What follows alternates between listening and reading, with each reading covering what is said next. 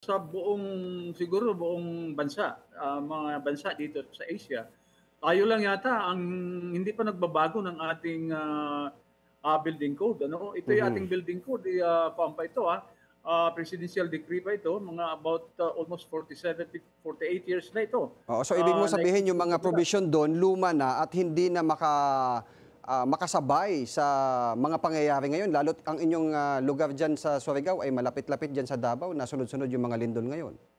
Tama yung Dexter. Actually sa ngayon, Mhm, lumalakas ang ating bagyo, lumalakas ang ating mga lindol. Hindi lang lumalakas kundi dumadalas pa. mhm. So kailangan na talaga natin baguhin at para makasabay din tayo ano sa mga pangyayari ngayon. Like for example ang bagyo no.